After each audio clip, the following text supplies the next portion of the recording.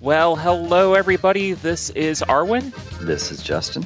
and this is episode number 4 already of Cardboard Time. Today's beer of the day is the Railbender Scottish Style Ale by Erie Brewing Company. I found it pretty malty, but it's very smooth. It has a very pleasant aftertaste. I really liked Back 40s out of Gadsden, Alabama a little bit more, but this is a really good substitute because I can't get that right now. Yeah, neither of us live in Gadsden, Alabama anymore. Fine brewery for those of you who happen to be in the area. Back 40. One time we both lived in Gadsden, and now we both live up in Akron, so it just kind of followed each other. Well, sorry I'll be talking over you a lot. We're both social distancing here and attempting to do this remote. No, I think it's gone pretty well, actually. I think that a lot of our hangups about doing this remote, not being able to see each other, a lot of those things were just kind of unfounded, and we're just able to talk and have a good conversation. Well, we'll see how much editing you have to do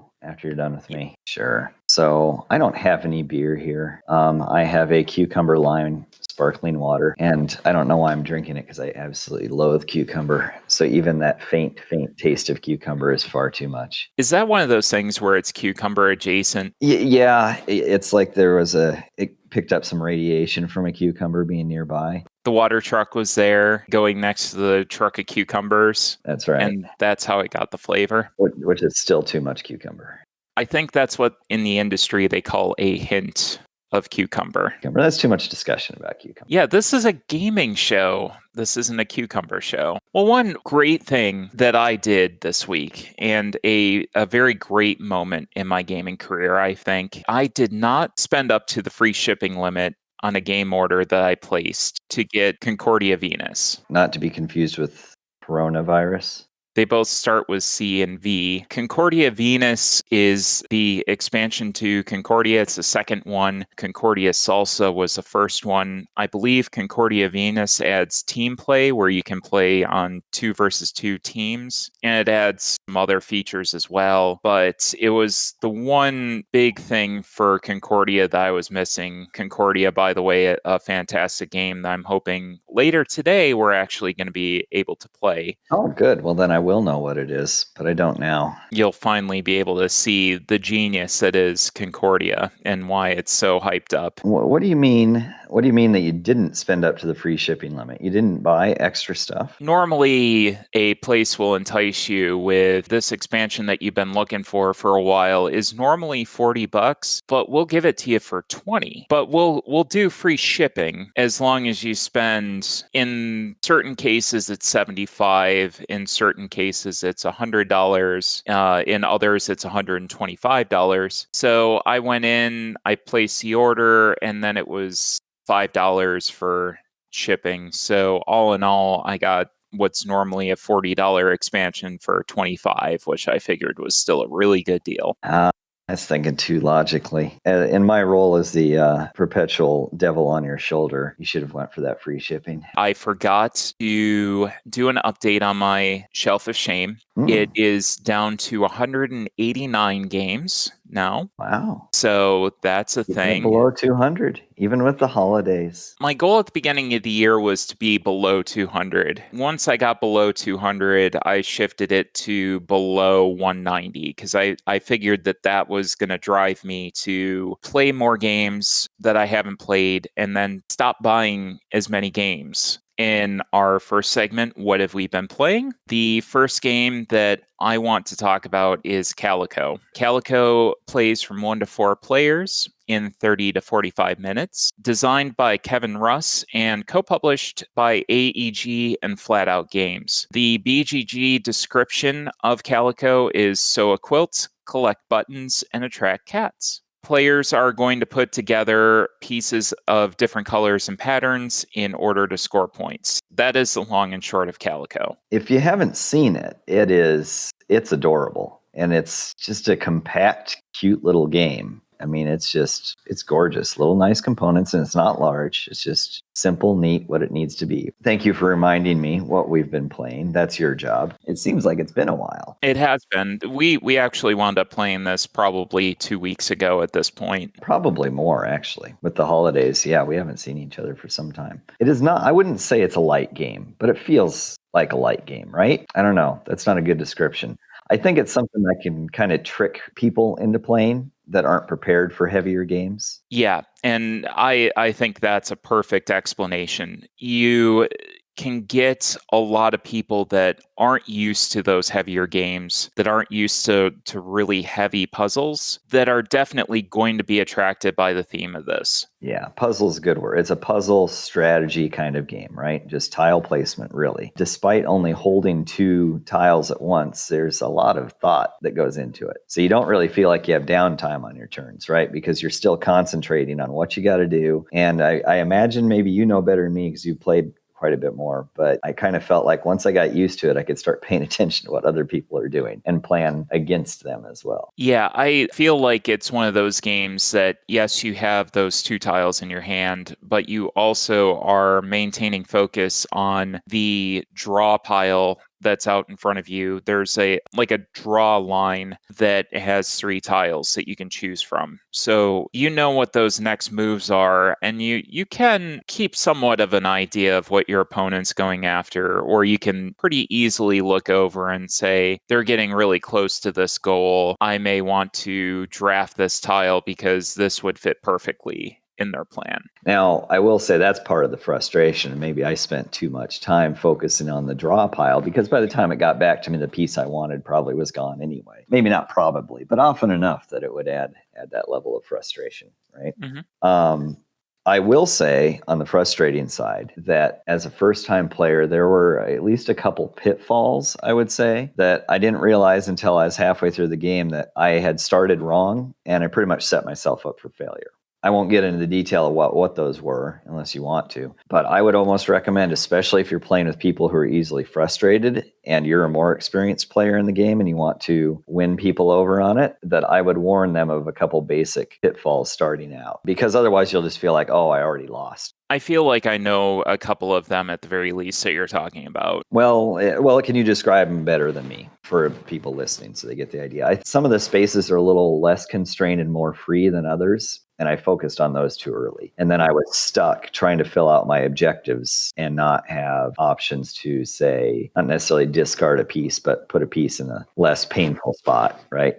Let me kind of reverse how you said that, because I think it's easier to look at it in point value. You really want to focus if you are able to put down multiple tiles very early on a high point value area. Essentially, you have these 3 objectives that are going to be on your board, and you're going to score those by the pattern and the color that's around it. So some of them are going to be, you want 2 equal patterns or colors, and then 4 other of a certain other pattern or color. But having the ones that are really, really constrained, like 2, 2, and 2, or the not equal one, I think was also a very heavily constrained one. Those ones you want to try to get down early, because you have those pieces that you can go and kind of dump these tiles in those spaces so that you can have some time for that draw pile to catch up where you can get a tile that will work for you. Or another engineer way of putting it is I decreased my degrees of freedom too early. I was overly constrained at the end of the game. The long and short is, it's up to the group of players you have, but if you have people that are going to get burned on a game early because they get frustrated with something, just warn them. That would be my recommendation. I'm more about having fun with people playing and definitely not being the winner. I'd rather make sure everyone's having a good time. That was a lot of talk about seemed negative, but I guess it's just because that was the one main weakness I saw, and I want people to be aware of it. Other than that, it's so fun. It's not too long. I don't think those were very long rounds, and it gets faster once you know what you're doing. Such a neat mix of combining patterns and colors. Unique game. It's gorgeous. It's just a cute little compact game. I love it. It's great. And I'm quite confident I could get my wife to play it. I use her as a barometer because she is very particular. I feel like it is, again, one of those games that you can go and get more of your non-gamers or not experienced gamers more to the table because of not only the theme, when I think about it, but the presentation of the game. You have those real tactile, chunky pieces. You have the recessed board that you're placing those tiles in where they kind of slot in and fit in with everything. And that's satisfying as well. Cats and buttons. Yeah, and those really cute cats and the little buttons that you get to place as well. It's welcoming. That's the word. Very welcoming, very warm, very peaceful. It's very simple turn structure, which I think also makes it accessible. You are placing a tile down on your board and picking another one up. That is all you're doing on your turn. There's a couple of other nuances where you're scoring, placing your button, you're placing your cat if you score one of those. But the core of every turn is place a tile, pick one up. And that is so easy to teach. Within 10 minutes, I feel like I can have anybody up and running. I mentioned the puzzle already. You have your goals, which interact with each other a little bit. So you'll have certain spaces of one goal that interact with another goal. That intersection there becomes really, really important. And that's where you have to plan for. If you really want to maximize your points, is to not lock yourself out of one or the other, or both, by trying to be too greedy. I didn't even think of this, but there is that little bit of press your luck in this. And maybe the tile you want won't come up or something. Yeah, it's possible. Your individual objectives have two different scoring conditions. If you can meet the pattern or color requirements around it, it's a lower score. If you can meet both the pattern and the color requirement, you get a higher score. You're usually able to hit one of those, and you at least want to make sure that you're able to hit the lower amount of points. So you kind of set yourself up pretty well to do at least the lower I want to talk about, and it's certainly something that's near and dear to my heart, is color blindness. And this game did such a fantastic job accommodating people who had issues with color blindness. This dates back to, I believe it was last year's Origins. I actually saw this being demoed and I took a look at it and I said, oh God, I'll never be able to figure this out. I'm colorblind, and just looking at the colors, I couldn't see anything. At first glance, because it's such a visually appealing game and there's so many colors and brightness and out there, you just assume that this is going to be a wreck. Yeah, and I am so happy to say that I was completely wrong about that, because in the bottom of each individual tile, there's also a shape, and that shape corresponds to a color, and that shape also corresponds to the shape of the button that you get if you get a group of 3 or more of those tiles in that color. So it really just works so incredibly well. Somebody that is completely colorblind could still play this game. I feel that needs to be emphasized so much, and really congratulations to Kevin Russ and AEG Flat Out Games for what they've done with this. I don't know who made that decision, but it was genius. And it made this game incredibly accessible for me. And it made it, no spoilers, one of the games of the year for me. I don't mean to get philosophical about it, but the more I play games, the more I wonder about how brains work. And I almost wonder if being colorblind would be an advantage in that game, because then you just focus on the symbol and the pattern. Whereas my brain is trying to wrap my head around the color and the pattern and see everything that's going on the board, and it felt overwhelming at times. I find those things interesting to consider. It's not a bad point. Again, there's no way of really communicating that to say I'm having an easier time than you are to play this game because I'm colorblind. That's a very interesting point that you brought up. It's just a thought experiment, but I wonder sometimes. Gaming has made me wonder things like that more. So that was Calico. Justin, I'm going to let you talk about this next expansion that we were able to get to the table, because I know it's one of our favorite games, but you especially like it. I just cannot get enough of Quacks of Quedlinburg. And this was the first time I've got to play your Herb Witches expansion. And of course, we waited until you had, what do you call them? Fancy bits? Yeah, the Geek Up bit set, I had replaced the base game with that, so it really doesn't work to not replace the other tiles with that as well. So when you get an expansion, you have to wait for the Geek Up set to fix the expansion tiles so that they integrate properly with the base game. And if you're going to play this game a lot, well worth it, because just the feel and the durability of those acrylic tokens just adds that much more polish to the game. Let me back up a bit and give everyone the lowdown on Quacks Herb Witches expansion. 2 to 5 players, and I think, correct me if I'm wrong, this expansion added the 5th player, right?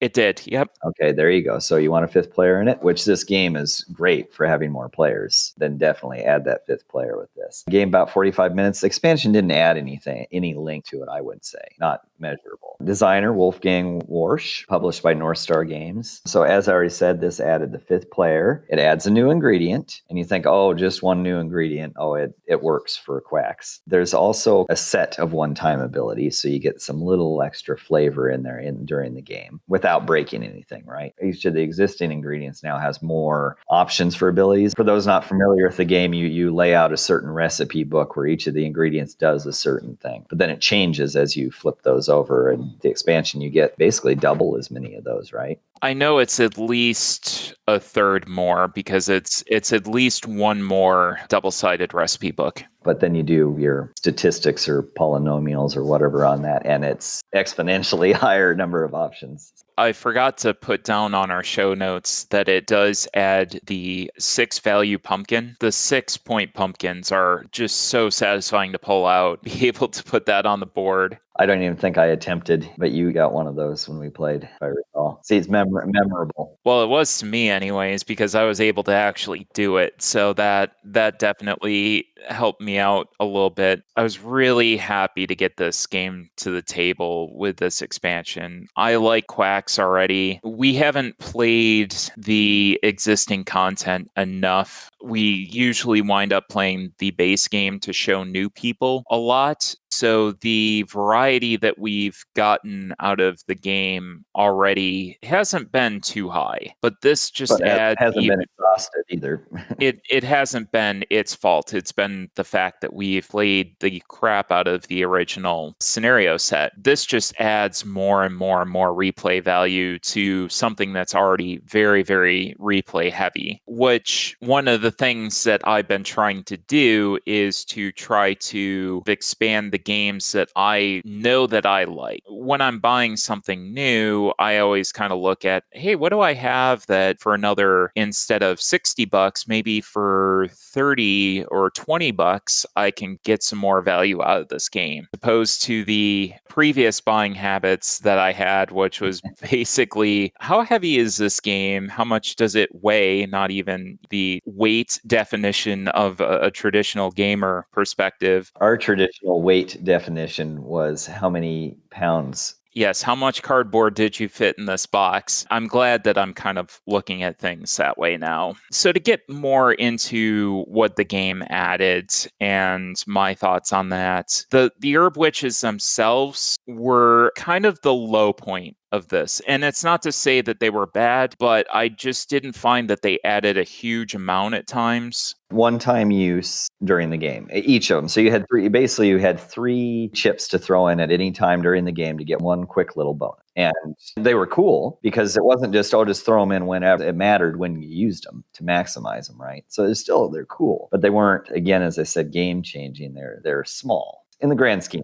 But it was fun. I would still take them any time. Oh, I would still put them out, and especially I'd like to see what the other ones did. I feel that the combo of the Herb Witches with the recipes that are out on the board could definitely have some interaction with each other. And it could have just been the luck of the draw that I had with, what was coming up on my board as well, that I didn't feel that they were all that great. I wouldn't say that they're the low point. It's just that they're not the centerpiece. It's a cool feature. It's another nice thing that we're able to go and have. It's a treat. You can have the Herb Witches as a treat. Thank you. I saw what you were going for there. Always going for that. I did really enjoy the new ingredient, the Loco Weed, that added on the variant that we played. It added an additional catch-up mechanism.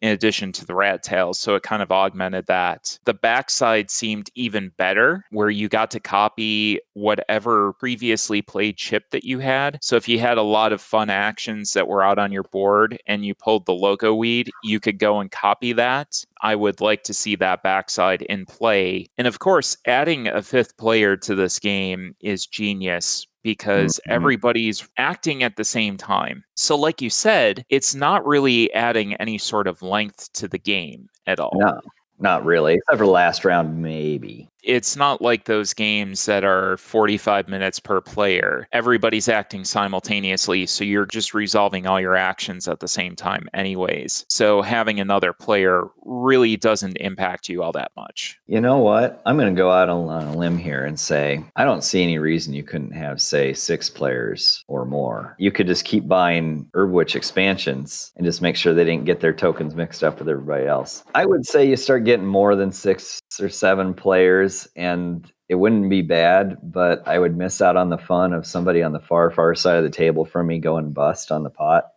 And not being next to him to watch that happen. Because this is another one of those games where it's fun when bad things happen to other people.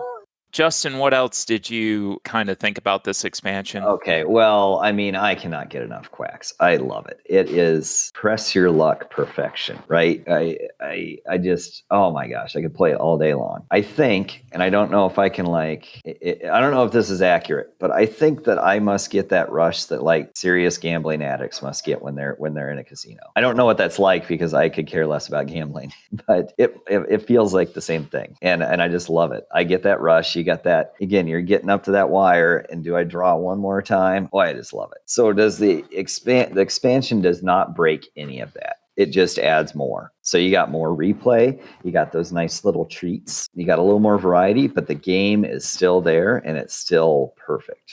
That's how I feel about it. I like your analogy about the gambling because I know that I've played a lot of poker in my life. I've played a lot of blackjack. I've sat down at some gaming tables before in my life. You took a college course on casino management. Yep. That's before we knew what real games were like, right? I did play a ton of casino games in my time, and this is that same feeling. You're not sure, should I go for it? It's very risk versus reward. Yeah, I just can't get that rush when money is involved. I don't know why, and then somehow with this game, it unlocks that in me, and I just love it. And some people are the opposite, where I don't think that they would get that rush unless money was involved. Maybe, but I haven't met anyone who doesn't enjoy this game as much as we do. Maybe not as much as me, but everyone we played it with has a fantastic time with this. There's a couple of people that I've met that have been kind of on the fence about it, but for the most part, there has not been anything negative. I know that. We don't still talk to those people, do we?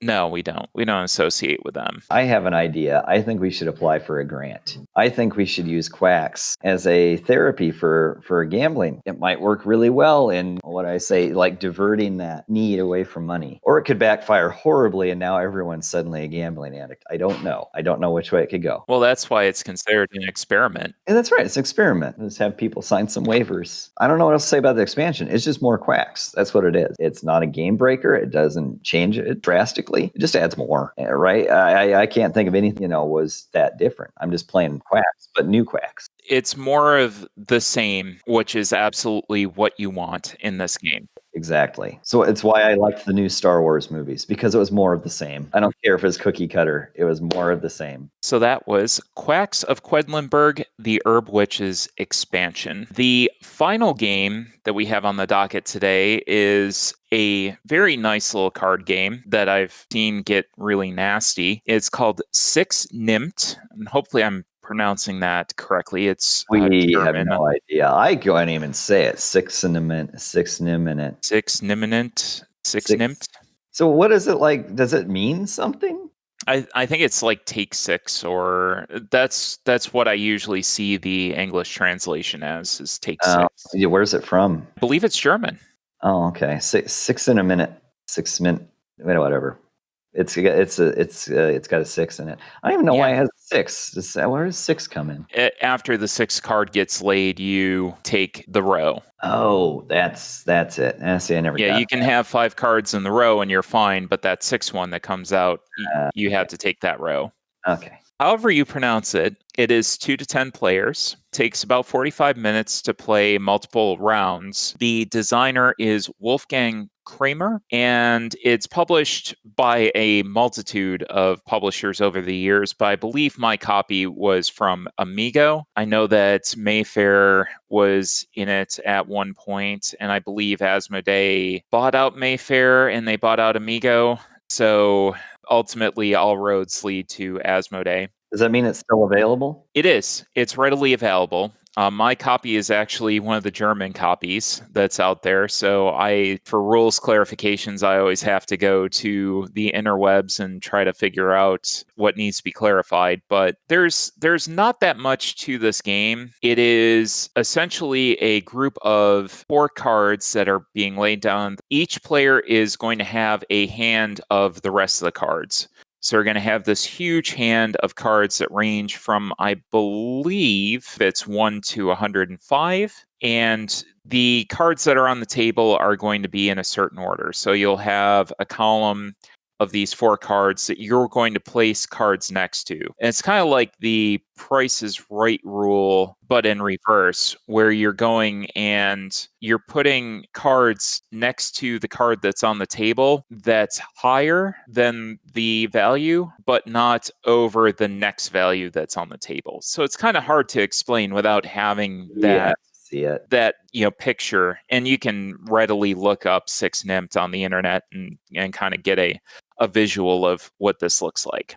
In fact, worth mentioning, I think that there's an online version of a licensed version available you can play, right? Board Game Arena, you can go on and play to your heart's content of a bunch of 6 Nimmt and varieties as well, which I think you're going to talk about. As I talked about in the description, all these cards are going to be placed on the table, and you're going to have rows that build up. And you can have up to 5 cards in a row that are in sequential order. So as you're placing these cards out, that lowest portion now becomes higher and higher and higher that you're placing next to. If you get 5 cards in a row and a 6 card goes down on that row, you have to take the cards that are in the row and put them in a score pile. So this is one of those games where you want to have a low score, and each card has a different point value on it. Your regular cards are not going to be much of anything as far as points are concerned, but your multiples of 5 are going to be extra points, and your multiples of 11 are going to be extra points as well. And not to think it's like super hard to count. It's just like 1, 5, and 10 points or something like that. Yeah, right? yeah. It's really easy to count. So I really enjoy this game. But before my thoughts, Justin, you were new to this game when we played it. What did you think? Well, so first off, you're saying it takes 45 minutes to play. Boy, it seemed faster, and that's a good thing. That's what was stated on BGG, and I do think once you get into the rhythm of things, it does go faster. Yeah, so I'd say this is a rare instance where the posted gameplay time is actually higher than what it comes out to be, which is good because this is a quick game. I'd almost call it like a filler game, right? I mean, it's just a quick card game. It's quick to play, and the rounds are quick, right? I mean, it's just action. And you're kind of just balancing strategy and luck, which, again, I think we like. We like a little bit of strategy, not too heavy, and we like a little bit of luck because you don't want to have too much information out. So you're just trying to play the card that you think you can get away with not taking a row, or making sure you take the row that has the least points in it. It's pretty basic. And again, people would have to see it to understand how the mechanics work, but it's fun. It's just kind of got a simple perfection, I felt. So on the online Board Game Arena, there are alternate rules. I don't know if they're official rules in the game itself or just something that was put in there. Some of those were a little weird to me. I think I like the basic straight game better because, again, it's got that nice balance. And I felt that that was broke when they had different rules. Like one of them was like a high and or a low. And boy, that was weird. it got kind of messy because you could place a low card below the lowest value, but then when you got these cards that were in the middle, that got a real sense of confusion. Like, where does this go? Where's that going to go? Somehow I won that game. Yeah. I don't know how I did it because I didn't understand exactly how everything was being placed, but maybe that was a good thing for me. But that, again, I don't believe, unless your rules say otherwise. I don't think that's the main. I consider that house rules or something. Yeah, it's a more obscure rule. It's not how the initial game is supposed to be played.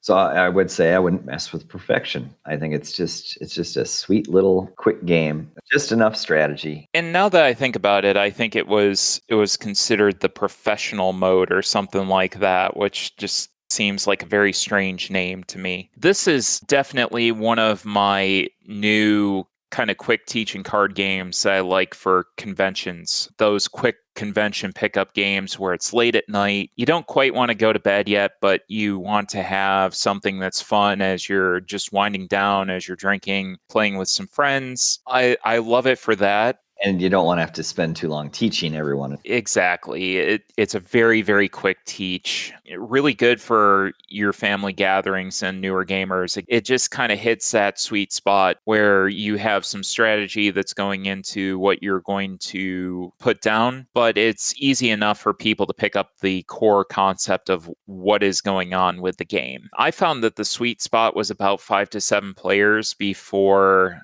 you wound up having too much chaos. You can't predict or plan as well. Exactly. And then less almost feels not chaotic enough.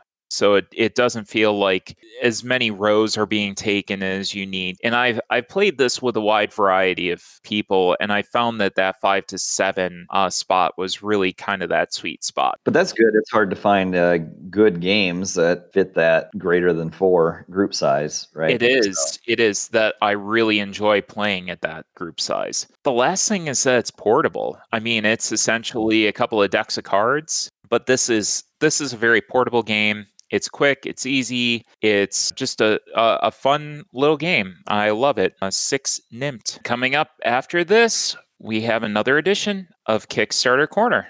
Stick around. And we're back. Well, welcome to Kickstarter Corner. And there are 2 games that I wanted to talk about on Kickstarter Corner today. Both games, one that I'm on the fence about, another one that I have actually backed. The Kickstarters lately have not been coming in, unfortunately. I thought that this was going to be a month where I was going to get a ton of content, and unfortunately, boats have been delayed and things haven't shipped out as much as people have thought that they were going to. So I'm still waiting on a bunch of projects that will probably come flooding in either over the Christmas holiday or in the month of January. Stay tuned, I guess. Yeah, there should be a lot of content coming up fairly shortly, I would think, within the next couple of months.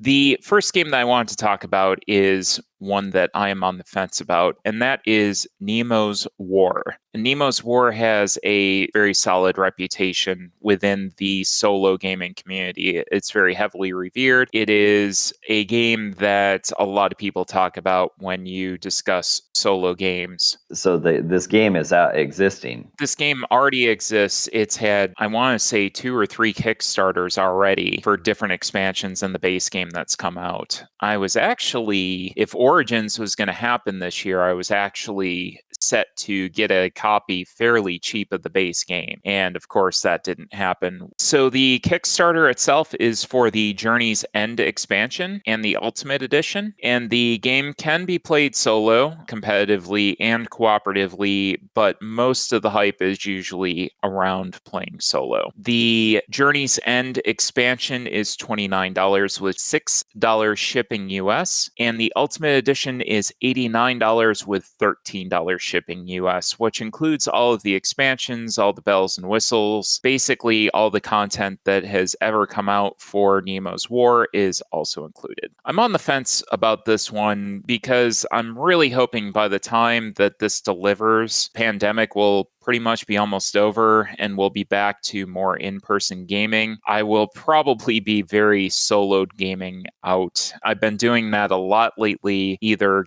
getting different variants that have been posted on BGG to the table or getting actual official solo games out to the table and getting through them. So I'm really looking forward more and more and more to getting rid of this backlog of the games that I played solo through unofficial variants and really get them to the table with a group of friends.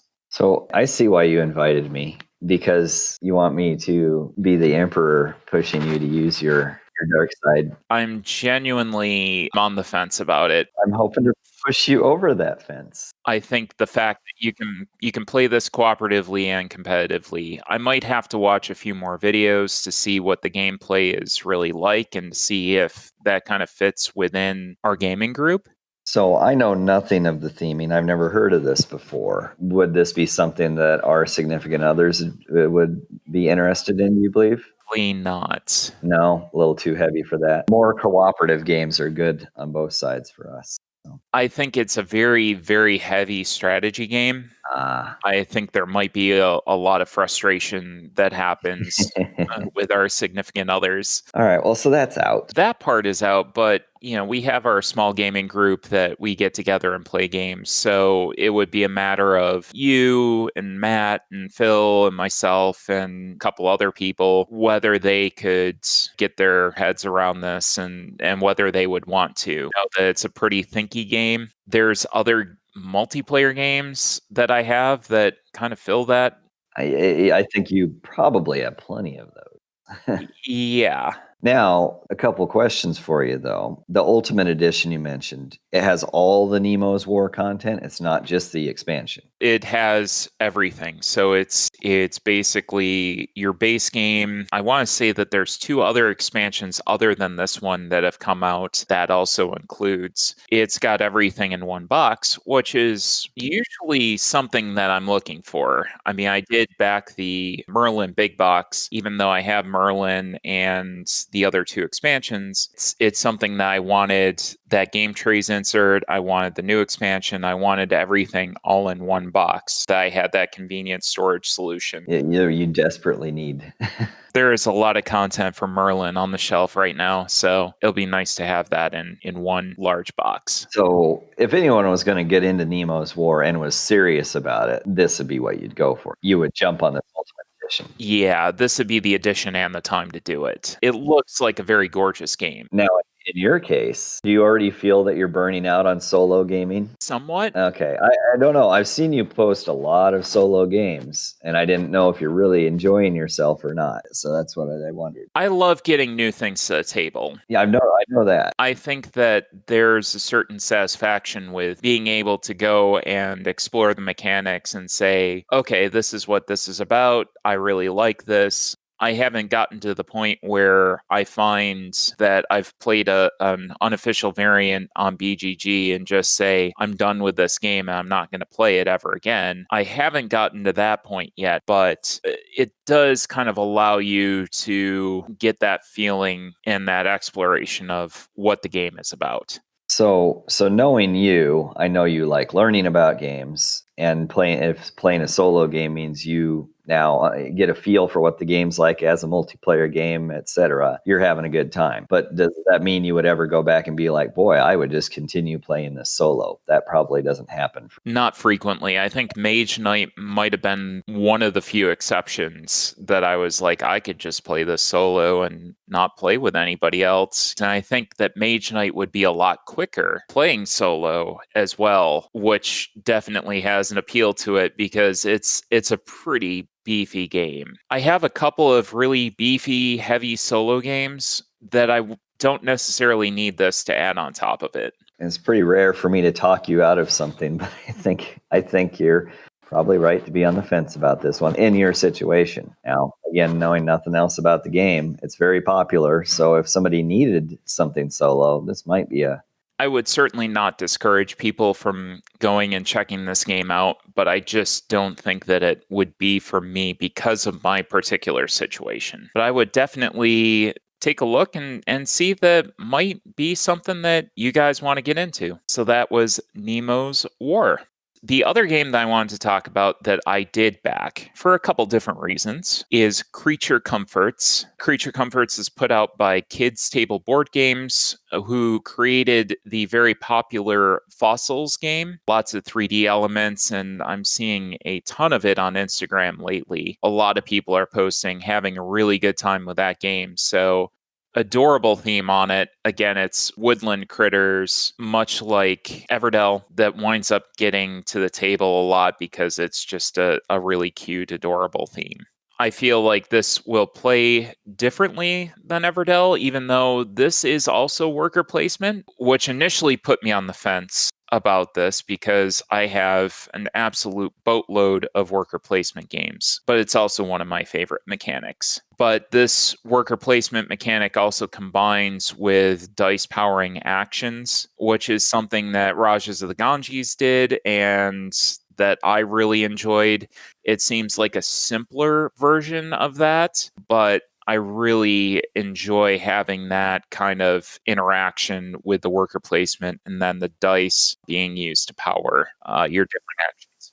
What is a dice powering action? You're going to roll dice, and I believe in this, there's 4 community dice that everybody can use, and then you have your own 2 personal dice. Depending on what you do, the strength of what you do or the action of what you do in that space where you place your worker depends on the value of that die. Oh, so you need a worker and a die. Yes. That does sound delicious. So it's right up my alley with that kind of interaction, that gameplay, from what I've seen of this. And then it also has those synergies. Again, talking about Everdell, it's hard with the theme and the worker placement mechanics not to draw this parallel between Everdell and Creature Comforts, but you have those synergies between cards where you have an ability on the bottom of one of your cards that you're playing down that says, if you have this other card in play already, you get a bonus. Everdell did it a little bit differently in the fact that you didn't have to pay as much to build it. This is actively giving you a bonus for having something else out. They won't be stepping on each other's toes as far as getting out and played. I don't think so, no. And I think that this might be a little bit easier to get to the table. I know that Everdell can be a little bit crunchy at times for certain people. This seems like a little bit easier. So you said this was made by Kids Table Board Games. Does that mean that this is a kids game? No, it's not actually a kids game. So a lot of their initial work, I believed, had been more towards that kid-centric theming. But looking at the gameplay of this and looking at playthroughs of it, despite the cute theme, I think that it may be accessible to kids and to a younger audience, but I feel like this is going to have enough meat on it that we're going to be perfectly satisfied with the amount of gaming that's going to be brought to the table. So that was Creature Comforts. Well, coming up next, we have our holiday gift guide. As it is December, we want to give you an opportunity to get some of the games that we've liked over the years and that we think would be anywhere from good stocking stuffers to things that we think should be essential parts of your collection. That's coming up next. So, welcome back to our holiday gift guide. 'Tis the season. A little bit late during the middle of the month, but there's still plenty of shopping days left where you can get your friends, family, and loved ones some very good gifts. We know that you've been waiting for some people and possibly the gamers in your lives. Why don't we start off with some very light, quick, and travel friendly games? And I'm just going to start this off with just putting 6 Nimmt out there. 6 Nimmt, again, very travel friendly, very quick, easy to teach, accommodates a lot of players. This is that perfect stocking stuffer. I want to say it's at about a $10 price point. So you really can't go wrong with this game. I would say completely ditto for No Thanks. Light, accommodates a lot of players, fun, it's fast. And No Thanks has been definitely one that I've gone and supported in the past. I've done giveaways with No Thanks. It's tried and true. It's going to stay there a while, I think.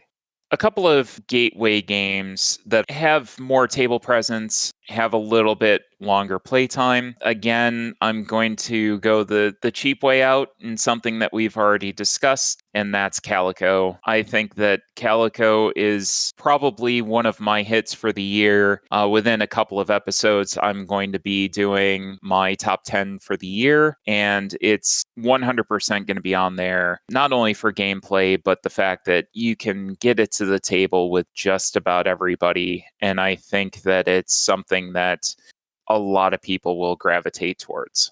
I think it would be a nice gift. It's pretty, it's small, it's a nice game. I want to say it was about $35 at the most for most retail outlets, so it's a really good value as well. I think back to some of the mainstays in my household, and I would go with Takedo. Yeah, it's been out a while. I don't know, maybe it's kind of mainstream, but it's got a pretty theme. It's a good-looking game, and I don't know that I'd call it light, but it's pretty straightforward to play. And again, it has that visual appeal to it. My next recommendation, which is Sushi Go Party. Now, hopefully soon we're back to gathering and having functions that we can play multiplayer games at. It may be a little bit, but preparing for that, Sushi Go Party has always been one of my mainstays, probably dating back to 2016. I think copies go on the regular for less than $20, and there is so much in that tin, lots of replayability, lots of different combinations. It's such a good value. Sushi Go Party is definitely one of those games that I highly recommend. It's not a game I've gotten tired of either. Like you say, tons of replay, light and welcoming game. So yeah, definitely a good gift all around. Lots of content, pretty little tin, cute artwork. I'm going to go in the Wayback Machine. And I think I had forgotten about this game. I think a while back we had talked about the games that got us into gaming. I think that this was one of the first hobby games that I can recall playing, and that's Illuminati. And so this is kind of a different route from gateway games in that it doesn't appear light on the surface. And I would almost consider it a party game in the sense that it just invites a lot of, what's the word I'm looking for? Interaction.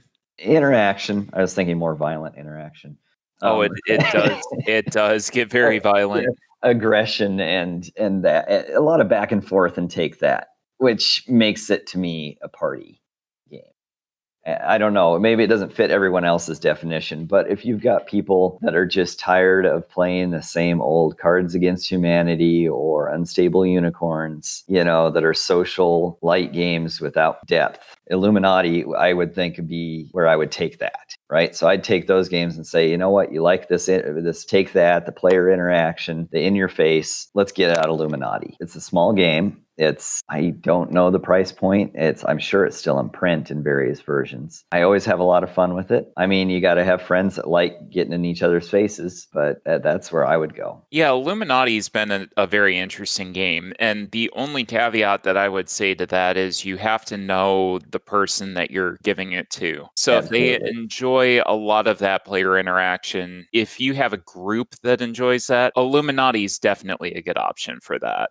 If you have people that are the rage quit type, do not get Illuminati. It's a special fit, but I think different than the other suggestions. With our group and our old group, we've had a lot of fun with that one. Getting into some of the more quote unquote essential games, you have your Pandemic and Dominion. Those tend to be a couple of the recommendations that come up a lot. Ticket to Ride is another one. But we wanted to kind of branch off from that into some of the essentials that we consider essentials in our collection. The first one that I had 100% is Space Base. And Valeria Card Kingdoms is a very close runner-up if you tend to kind of gravitate more to that fighting monster, medieval combat theme.